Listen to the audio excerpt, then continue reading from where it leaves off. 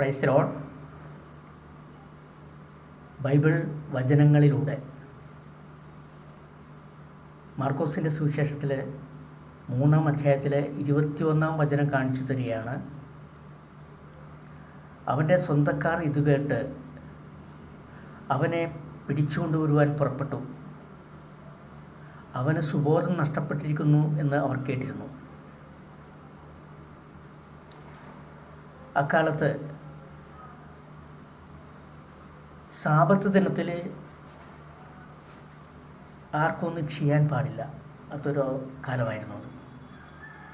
യേശു നന്മയാലുള്ള കാര്യങ്ങൾ ചെയ്യാനായിട്ട് പ്രേരിപ്പിച്ചുകൊണ്ടിരുന്നു. യേശു സാബത്ത് ദിനത്തിൽ അത്ഭുതങ്ങൾ പ്രവർത്തിച്ചു. പിശാചുക്കളെ പുറത്താക്കി രോഗസൗഖ്യം കൊടുത്തു. പല നല്ല കാര്യങ്ങളും ചെയ്യാനായിട്ട് പ്രേരണ കൊടുത്തു. ഇത് ഫരിസേയർക്കും ഹേരോദോസ് പക്ഷക്കാർക്കും ഇടർച്ചയുണ്ടാക്കി. യേശുവിനെ എങ്ങനെ കൊല്ലാം, നശിപ്പിക്കാം എന്നുള്ള ആ ചിന്തയോടുകൂടി അവരെ ആലോചിച്ചു തീരുമാനമെടുത്തു. അവരുടെ സ്വന്തക്കാരോട് പറഞ്ഞു കഴിഞ്ഞിട്ട് അവരോട് ഇവനെ വിളിച്ചുകൊണ്ട് പോയിട്ട് ട്രീറ്റ് ചെയ്യാൻ പറയുക, അവന് സുബോധം നഷ്ടപ്പെട്ടിരിക്കുന്നുവെന്ന്. എന്ന പോലെ തന്നെ അവർ ചെന്നിട്ട് യേശുവിൻ്റെ ബന്ധുജനങ്ങളായ മറിയത്തിൻ്റെ കുടുംബ ബന്ധങ്ങൾ, ഔസേപ്പുണ്യാളുടെ കുടുംബ ബന്ധങ്ങൾ, അവരെയൊക്കെ കണ്ടുകൊണ്ട് ഇങ്ങനെ കാര്യങ്ങൾ പറഞ്ഞു. ഇവനിങ്ങനെയൊക്കെ ചെയ്യുന്നു, നിങ്ങളവനെ വിളിച്ചുകൊണ്ട് പോയി മരുന്ന് കൊടുത്തിട്ട് സുഖമാക്കുമെന്ന്.